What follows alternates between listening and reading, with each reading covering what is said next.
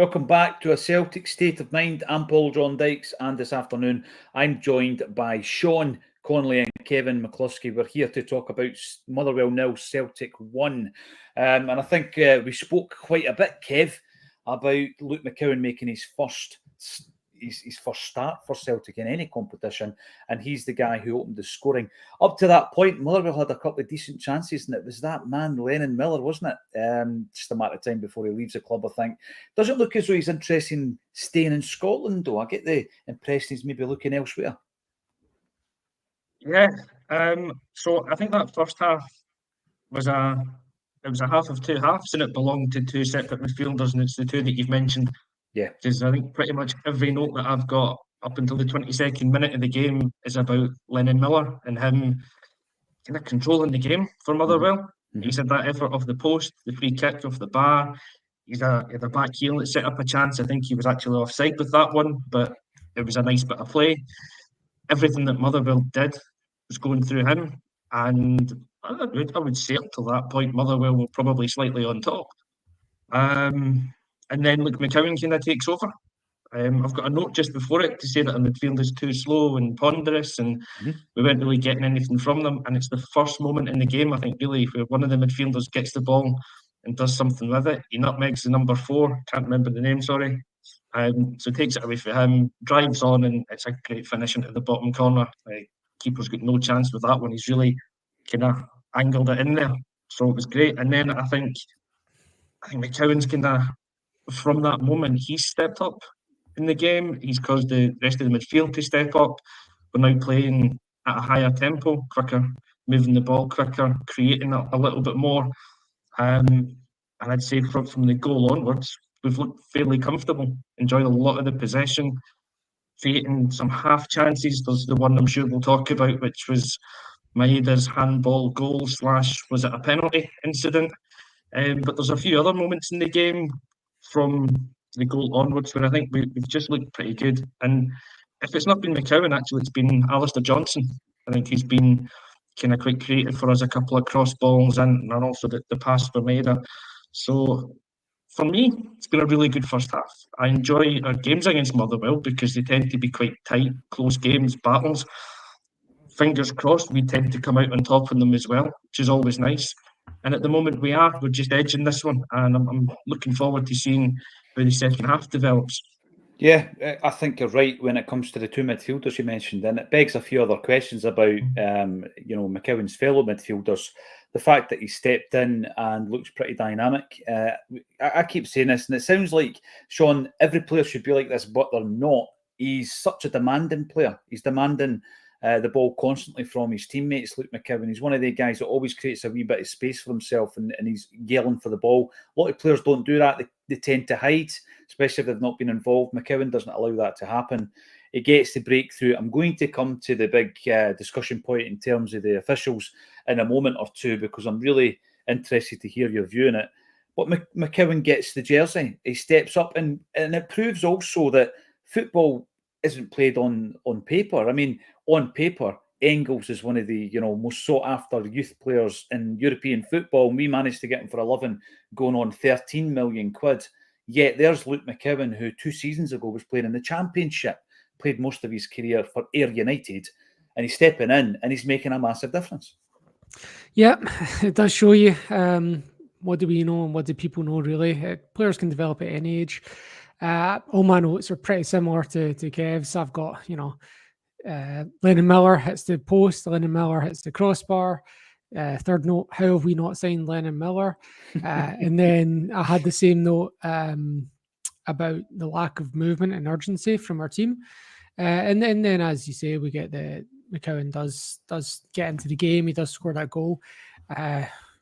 Bernardo nearly sold the jerseys for that one where Miller hits the post. And what that's shown is, like, we really underestimate the role that Callum McGregor plays. When you are playing just that one number 6, you need to be perfect. And one stumble from Bernardo and we're almost 1-0 down. So what's kind of happened since then is Hatate has been dropping a lot deeper to cover for him, and it's a bit of it's kind of neutering Hatate a little bit as well. So I'm not sure it's working with Bernard at the moment, but we also don't have any other options to turn to there, I don't think. So I think we're going to have to persist with it unless we drop McCowan into there, which he could do, I think, particularly as the game goes on. I think Vai's been good as well. I actually thought Alistair Johnson, even though he's been involved in a lot, and I think because he's been involved in a lot, he's actually quite a lot of slack passes as well. So that was a bit of a concern for me. But not to say he's been poor, but he's had too many slack passes in Maeda also. You know, the slack passing thing, something I picked up on actually, Sean, because I noticed obviously with Michael's pass slack. I've always hated a pass coming into a player who's facing the goalie and there's somebody behind them, because there's always that chance that he might lose the ball. And that was the one that obviously you mentioned before. Johnson's had a couple as well. I think Hatate, I've noted a few from Hatate. So we've been a wee bit slack with the passing. Johnson loves a tackle. He loves an overlap. Baez, I just think, coming into his own, really, in the Celtic side. We've not yet seen the best of him. It's like he's just kind of bubbling under the surface at the minute. And I think that he's going to have a breakthrough performance at some point, probably in a big game. He's looking good. Scales and Trusty haven't been like bothered that much, because obviously the Lennon chances weren't like, balls getting punted into the box. And I think they've fared pretty well in there. But the midfield's worried me a little bit, Kevin. And, although McCowan has performed really well, I don't think I've seen enough from Bernardo. We know what Bernardo can do. And Hatate, we have options obviously on the bench, but I've been a wee bit disappointed with our midfield. It's lacked a wee bit of tempo for me. Yeah, you can definitely tell this is a midfield that hasn't played together as a trio before. And like Sean said, we all know how good a player Callum McGregor is, but sometimes you become a bit complacent as to how good he is. And it's only when a player like that is out the team that you realise, because that chance in the 8th minute, you say it's a poor touch from Bernardo. Is it a risky pass or a poor pass from Schmeichel to him? Is it difficult? Doesn't really matter in one sense, because I feel if it goes to McGregor, he controls it and there's no issue when he's playing a first-time pass. He plays it back into the centre-half, Kev. McGregor will play it back into the centre-half, Yeah, it goes into Trusty or Scales or whoever's there, and then we build out from the back. And that's what we're missing today. There was a moment, and it's before the goal, where I'm just thinking, like, what we need is McGregor to grab this name by the scruff of the neck, the thing that we'd been saying for many games last season, because he's done it. Like, I was actually watching highlights of, what was it, I think it was a 4-3 game at Fir Park with the Tommy Rogic goal. I'm sure it's McGregor gets the first one in that game. And that's the kind of player that we were missing, actually. Luke McCowan's done that for us today with the goal. Yeah. Mm-hmm. But what McGregor brings is, it's not just a fantastic player on the ball, it's leadership, it's the calmness. You know that, like you say, to go back to that incident in the 8th minute, that pass comes to him, there's no issue. He's playing it back to Scales, he's controlling the ball, there's no issue. And we're playing on. When Bernardo makes that mistake, he causes panic for a little bit with the defence, or the defence in the midfield with the team, and we're out of shape for a little bit, and it stems from that moment. As a whole, the midfield three, they are looking like 3 players that haven't played next to each other. On paper, they're all really good players, and they should be able to do the 6, 8, and 10 roles really well. But they miss the influence of Callum McGregor next to them. All that said, though, we are 1-0 up. It is one of the midfielders that's got the goal. The defence has looked pretty solid, hasn't really been troubled. So if we can sort out that semi-weakness that we've got in the midfield, defensively we're fine. In the attacking third, I think we're getting better as this game's gone on. So if we sort that out, maybe it's bringing on Engels at some point in the second half for fresh legs, I think we'll be fine. Just going to run through a few of the points that are coming through. Thanks everybody for getting involved. We are indeed 1-0 up. Kevin points that out, but at the same time, there is a game happening at Ibrox, and Rangers are drawing with St Mirren 1-1. So as we sit right here and now, we have retained the top position over Aberdeen on goal difference on 25 points each, and Rangers are currently sitting 8 points behind the top 2. That's where we sit at half-time against Motherwell. You and Boy Martin denied a Stonewall penalty anywhere else on the pitch. That is a free kick. I'm going to be speaking about the penalty. I will give you my view on it. I'll ask Kev, and then we'll move over to Sean, and Sean can tell us what he thinks about it as well. Boheed Bob, it's a penalty, But that aside, it's been kind of rough. Winning, mind you. What else have we got coming through about the penalty? Most people are saying that yes, it should have been. John Sweeney, again, VAR officials up to no good with that poor decision not to get the ref to look at the penalty incident. Right, the way I watched it is that great wee through ball by Alistair Johnston, who I think, got the... did he eventually get the assist as well? No, it was Valle that got the assist for the goal. Fair play, Valle, or Baye. So a great wee pass by Alistair Johnston. And from my perspective, I just feel that, right, what's happened first? He's been fouled. So he's bundled to the ground. And as he's fallen, ball's hit his hand and gone in the net. Some people think it's a goal. It's maybe hit off his head. It's not a goal. He's put the ball in on his hand. Right, we get it.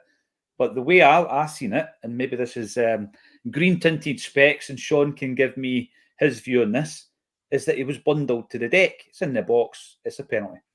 Kev, do you agree? Disagree? I'm actually kind of on the fence on it, to be fair, because I'm not sure that the contact from O'Donnell's enough for Maida to go down. Going on, if that was up the other end, I've seen it given. It's a penalty you've seen given, but I think we'd probably have a discussion to say, was there enough contact if it was a Motherwell player that had gone down? So I'm going to sit on the fence, and then I'll just defer to Sean to give us the referee's answer on that one. Well, Maida's gone back to the peroxide, Sean. He's in your camp, right? And he was claiming that, I think he was claiming he had two hands on his back. How did you view it? Yep, it's a clear penalty. Yeah, what you said right about the handball. Even if it's an accident, you can't allow it. You can't score off your hand.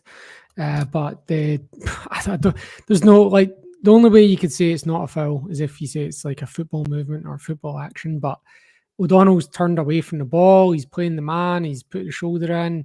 There's nothing about that suggests that O'Donnell is involved in open play in any way other than taking the man down. And the referee, I don't know if he sees it or not.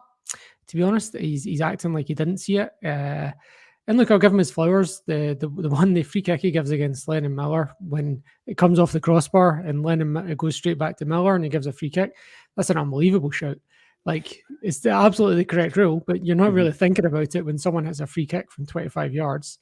Yeah. So, fair play. You can have his flowers for that one. But he looked absolutely like it looked like he wanted the ground to open up and swallow him, because he either didn't see it or didn't want to make the call. And I'm leaning towards the latter, because if they do make the call, which was to me seems obvious, then it has to be a red card. Red card, yeah, because he's not attempted to play the ball. So to me, it's clear. And look, if the ball's just bounced off Maeda, and gone nowhere, I think he has to give a penalty and a red at that point. But I think the VAR delay and everything has just led to them kind of bottling it. You know the thing, Sean, right? We have been massively critical of the officialdom in Scottish football. We've dedicated shows to it. Alan Morrison came on, and it was a very popular show. We were looking at patterns of assistance and everything else. I'm going to say, right, that decision there, I'm looking forward to that decision being discussed by Willie Collum, because I've got to give praise where credit is due. I think Willie Collum, since he's taken over as the head of referee in Scotland, has implemented some really positive change. And I think part of that is the transparency element and using platforms, modern platforms, to actually engage with Scottish football fans and say, this is where we got it wrong. And I think that when they look back at that, they will have to admit that they got it wrong.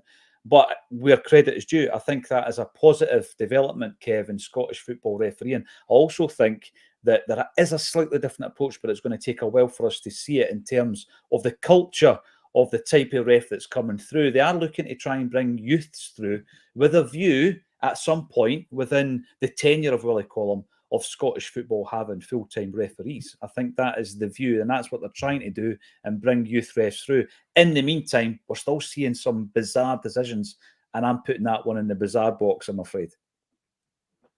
Well, that's absolutely fine. I like Sean's description of what's going on, so I'm happy that it was a penalty, and I'm unhappy then that we didn't get it. But you're right with the show that Willie Collum does, and the monthly thing on Sky. I think it's a breath of fresh air that we're getting to listen to how these decisions are being made. Then we can argue about what we hear there. But I think it's been a breath of fresh air. He's been really open, I think, about some of the decisions, some of the mistakes that we've seen for pretty much every side in the league. So it's a good thing. And to go full time with the referees, it's the way forward. I think they do it here in Hungary. They do it in England. They do it in a lot of places, and the standard improves when you do it. So absolutely, it would be a positive if we can get that in place in Scotland.